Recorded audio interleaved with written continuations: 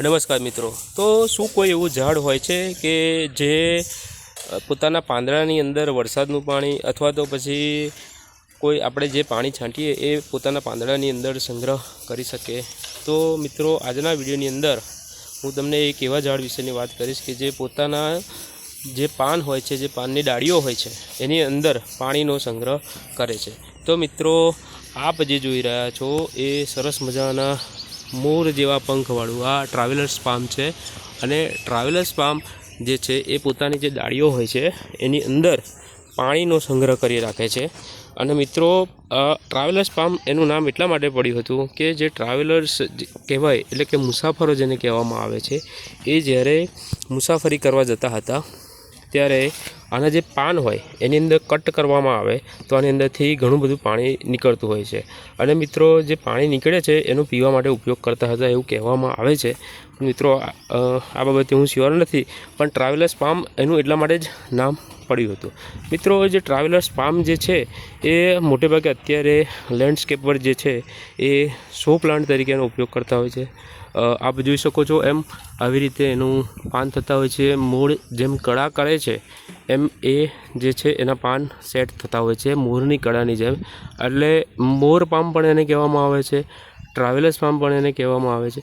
તો મિત્રો, આ સરસ મજાનું જે ટ્રાવેલર્સ પામ છે એ ગાર્ડનની અંદર ખૂબ જ બ્યુટી આપે છે, સરસ મજાનું એનું લુક આવતું હોય છે।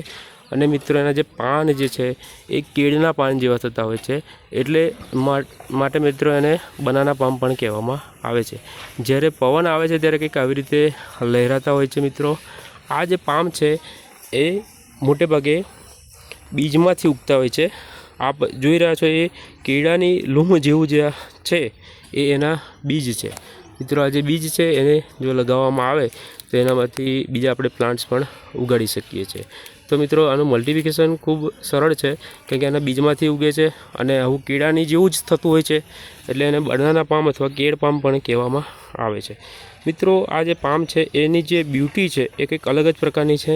આપ જોઈ રહ્યા છો એમ જુઓ, કંઈક આવી રીતે, એટલે કે મોર જેમ કળા કરે છે એવી જ રીતે આ જે પામ છે એ સેટ થતો હોય છે। એના પાન કેળ જેવા મોટા હોય છે, માટે મિત્રો લો મેન્ટેનન્સ છે, ઇઝી ટુ કેર છે। એક વખત રોપ્યા પછી તમારે જોવાનું નહીં રહે, કારણ કે તમે જ્યારે એને વાવો છો ત્યારે પછી એનું પાણીનો જે સંગ્રહ છે એ ચોમાસાની અંદર જ કરી લેતું હોય છે, એટલે કે વરસાદની સિઝનમાં જ કરી લેતું હોય છે। એટલે મિત્રો, ઘણું બધું પાણી આ જે પત્તા હોય છે, પત્તાની જે ડાળીઓ હોય છે એની અંદર થતું હોય છે। બીજી વાત કરીએ તો ગાર્ડનની અંદર ખૂબ સરસ લાગતું હોય છે। કોઈ ટેકરો હોય અથવા તો કોઈ કોર્નર હોય અથવા તો એકસાથે ત્રણ તમે લગાવો તો ખૂબ સરસ લાગતા હોય છે આ જે પામ છે એ। અને મિત્રો, એના થડની જો વાત કરીએ તો નીચે જગ્યા ઓછી રોકે છે અને ઉપર ઘણા બધા પાન કવર કરતું હોય છે, ઘણો બધો એરિયા એના પાન જે છે એ કવર કરતું હોય છે। એટલે આ પણ એક પ્લસ પોઈન્ટ છે કે નીચે ઓછી જગ્યા, આશરે 2 ફૂટ જેટલી જગ્યા રોકે, પણ તમારો જે જમીનની ઉપરનો ભાગ એટલે આકાશ તરફનો જે ભાગ છે એ આશરે 10 ફૂટ જેટલો તમારો કવર કરી લે છે। એટલે મિત્રો, તમારે બીજા જો પ્લાન્ટ્સ નાના લગાવો તો પણ ચાલશે, કારણ કે આ જે મોટા પાનવાળો જે પામ છે એ આવી રીતે કંઈક કવર કરી લેશે। અમે અહીંયા 3 એક સાથે લગાવેલા છે અને ખૂબ જ સરસ એની બ્યુટી છે, કારણ કે આ કોમન પ્લોટ છે અને કોમન પ્લોટની અંદર લો મેન્ટેનન્સવાળા પ્લાન્ટ લગાવવામાં આવતા હોય છે। બીજી વાત કરીએ તો જે લો મેન્ટેનન્સમાં કે જો નાના પાનવાળા આપણે જો પ્લાન્ટ્સ લગાવતા હોઈએ તો એની અંદર કચરું ઘણું બધું પડતું હોય છે, એની અંદર પાન ઘણા બધા આવી રીતના પડતા હોય છે।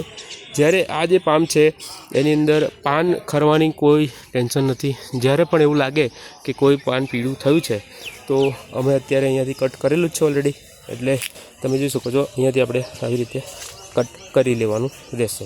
બીજી વાત કરીએ તો મિત્રો, જેમ જેમ આના જે પામ છે એ ઉપર બીજી નવી કૂંપળો નીકળે એમ એમ નીચેથી એ ઊંચો થતો જશે, એટલે કે આની જે હાઇટ છે એ આમ ઊંચી થતી જશે, થડ જેવું બનશે અને ઉપર જઈ અને પછી એ આખો પાન એના આવી રીતના ખુલશે, ત્યારે એનો કંઈક લુક અલગ જ હશે મિત્રો।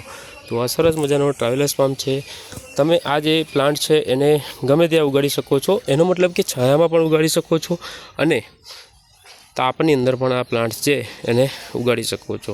બીજી વસ્તુ કે જો બીજા પ્લાન્ટ્સની અંદર ખાતરની જેટલી જરૂર પડતી હોય છે એટલી આ પ્લાન્ટ્સની અંદર ખાતર કેવી કોઈ સ્પેશિયલ કેરની જરૂર પડશે નહીં।